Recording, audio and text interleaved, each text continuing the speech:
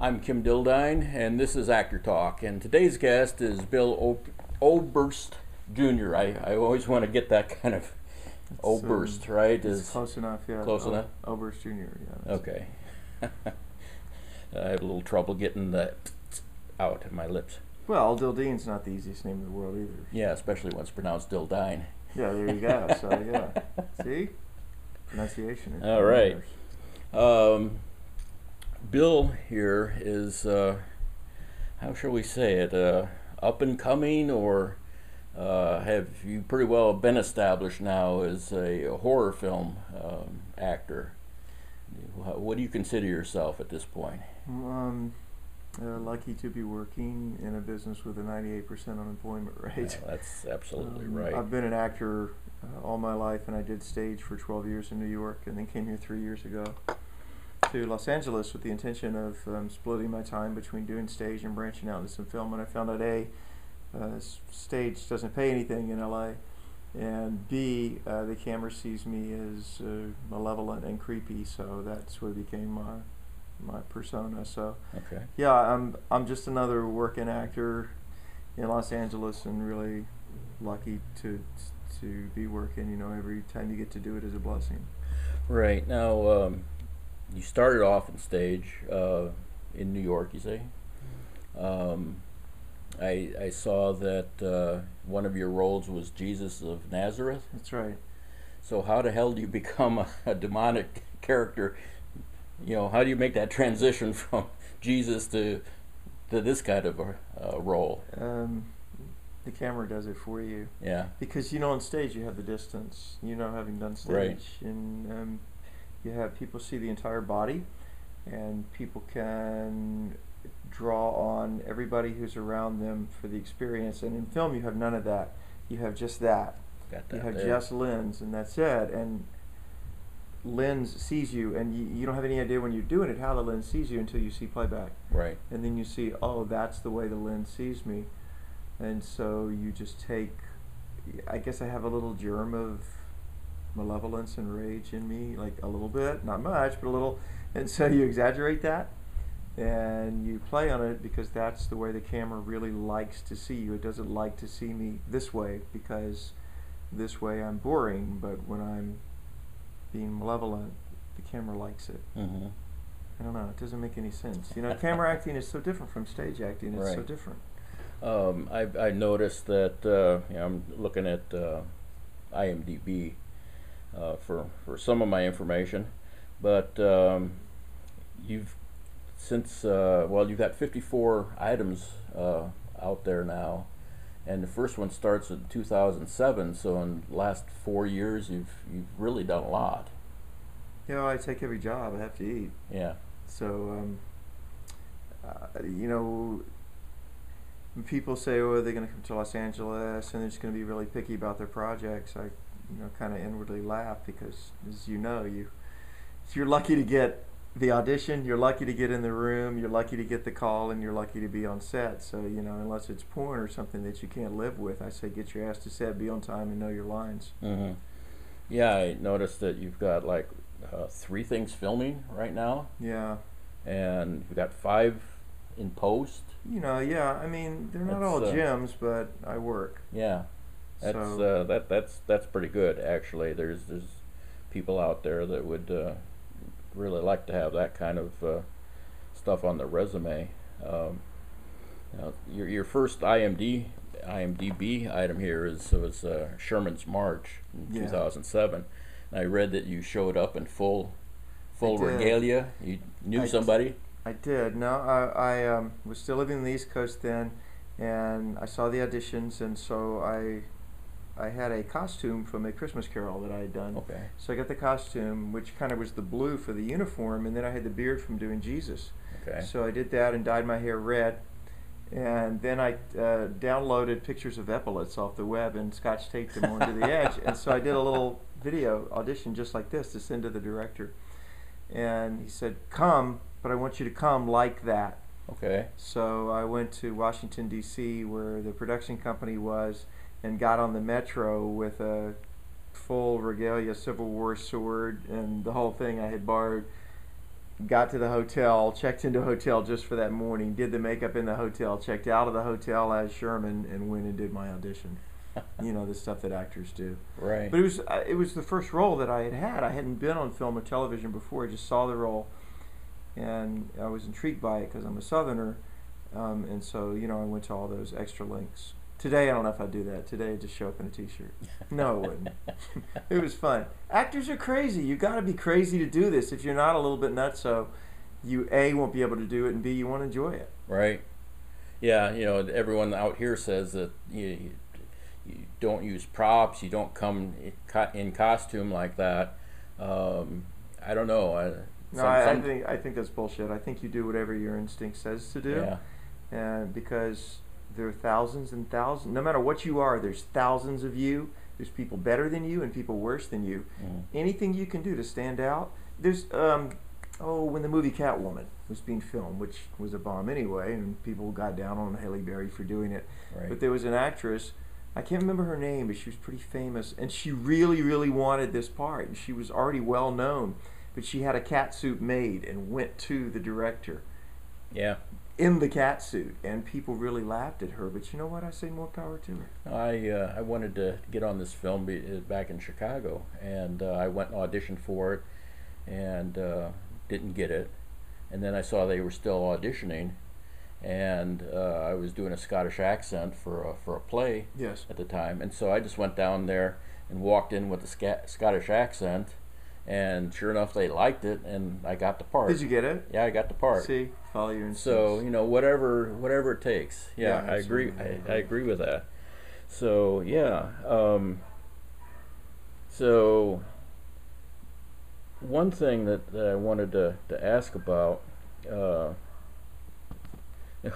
when you're auditioning for a horror film, you don't have to go in with little baby rabbits and bite their heads off or anything like that. No, but right? if the script calls for that, you have to sound as if you could. Yeah. But here's my theory: is that your face does most of the work, Mm-hmm. and I find that less is more. Like if you're within your type, whether you're a beautiful blonde or a quirky redhead or a professor type or a horror type, whatever you are, you're already there mostly 90%. So all you got to do is just not mess up your words and give them some semblance of a minimal delivery, and then it'll work. Mm-hmm. But like if you try to do too much, for me, I'm menacing if I just look at the camera like this. Yeah. That's menacing, and so I don't need to add anything to it. I work in a lower register than I do here. Like if I'm auditioning, I'll try to work from the diaphragm or down as low as I can and make it as throaty as possible, because when you whisper, it's scary. Yeah. That's my whole acting technique, is whispering. Okay. But yeah, if you're within your type, but man, if you're fighting your type, Mm-hmm. it's tough. You know, if I'm going in for a humorous, comical role, which I did this week for like this humorous shopkeeper, and I got called in for it, and you know, it's really hard because you have to put more into it to overcome what they're seeing. Right. But it's a lot easier if I'm somebody who's going to gouge your eyeballs out, Uh-huh. because then I can just real quietly say, Kim, I'm really sorry that I have to gouge your eyeballs out. It won't take long. Okay. And then your face does all the work. Right. So don't fight your face. That's what I say. Now, when they're shooting, you know, somebody stabbing or slashing, or doing all these things, is it done in real time, or is it broke up quite a bit to get different angles, and is that all pieced together? Is there some kind of special technique to get that look of that action? It's so boring to watch, because yes, it's all done in little pieces and all with camera angles. Like I had to slit some guy's throat with a peach can lid. Okay. For a feature recently, and so I have the fake peach can lid, and I'm going up behind him, but you know, for safety, I've got to be, you know, a good foot away from him, so it's all the camera angle, just that, and then I got to hook up the blood rig, and we've only got one take with the blood rig because I only got one fake neck, and is the blood going to spurt the right way? So the whole thing takes 2 hours for like a 4-second shot, Right. but it'll look nice because I just walk up behind him and go, and it's done, and then they cut out at exactly the right moment. Right. But it's very, very boring to watch, and I always feel sorry for people who have come to film sets to watch stuff like that being filmed. Yeah. Because they're like, ooh, cool, she's going to get her head sawed open with a hacksaw. No, she's not. What you're going to see is a bunch of people in shorts and flip-flops saying, okay, let's do that one more time. And you're going to be like, this is not exciting. So it's very technical, really. Yes, it is. Yeah, it's like doing a sex scene. It's just that boring. Yeah. It's so technical because it's all about camera angles, and it's not exciting. What are you supposed to never watch? What is it? Being Made? What do they say? Sausage. Oh, yeah. And Laws. Right. Yeah. Sausage yeah, that would Laws work. Yeah. Being Made. So yeah. I would say if you ever sat on, ESPN or something or whatever, Right. and don't watch movies being made either. Because they're just not exciting, and the people never look as good as they do. They're always shorter. Actors are all short. All actors that you think are super tall, when you actually meet them, you want to say, gee, I thought you'd be taller. Yeah. Tom Cruise spent his whole career on apple boxes, being stepped up. Right. I'm short, so if I'm with a girl threatening her, then I always have to be up on an apple box, which is tough because if you got to walk away from the chick, you got to walk on like a little path of apple boxes that they have for you. Really? So you can be taller, yeah. Okay. So you don't want a scary guy who's short like I really am. Revealing secrets. Yeah. So do you spend a lot of time with all that fake blood on you? Yeah. I know that stuff is basically corn syrup, it's been colorized, and that gets sticky and nasty. I avoided it in one movie I worked on. I said, do you really need to put me in that? Because I knew it was going to be very nasty to be standing around all day. I can't tell you the number of times you come home at 3 a.m. because when you finish a horror movie, especially if it's low budget, a lot of times makeup is gone. And come home and been in the shower at 3 a.m. and watching blood go down your drain and think, wow, what am I doing for a living? This is odd. The contact lenses are another thing. Just yesterday, I spent all day yesterday covered in blood and mud, and had these special effects contact lenses in which make your eyes look like you actually have no pupils. Mm-hmm. We're so happy to get those things out. They really hurt. That's another reason you shouldn't watch horror movies being made, because a lot of times the effects and the creature suits and the prosthetics and stuff, they hurt. So all you get is actors bitching. You get a bunch of actors around the craft services table saying, geez, God, I can't believe it. They had me, I've been waiting for 2 hours with these things in. Yeah. You don't want to see that. Yeah, back to the sausage. But when the camera turns on, everybody's a pro and everybody gets it. But yeah, the blood is really sticky. Yeah. It's nasty. So it's a living then, more than something you really want to do. When the camera rolls, it's amazing, and so you have to do, the hours and hours and hours and hours and days and weeks and months of waiting for the 40 seconds that you're on the camera. Oh yeah. So maybe it's that way with any profession. I don't know. Maybe a plumber really, really loves the part where he tightens this particular pipe. Maybe not. I don't know. But that's the way it is with our business. The on-camera part, mwah. Like you stepping out on stage, mwah. All the rehearsals, not so much. But you don't get one without the other. Right. Now with 54 items in the last 4 years, is it pretty much all work you've got? I know you have a manager, and you don't have an agent, so you're pretty much out there getting this work on your own, right? This is something that I think actors should be aware of. I think you should act as if you don't have an agent, and act as if you don't have a manager, by which I mean find your own work.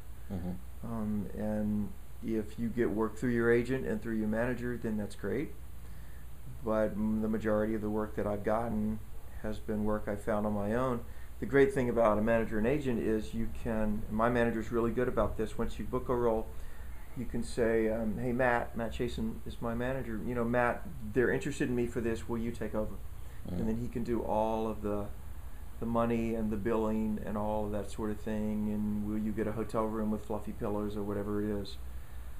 But the actual getting people interested in you, I hear actors say, oh, when I get a big agent, no agent will ever be interested in you unless you are so big that you really don't need them. Right.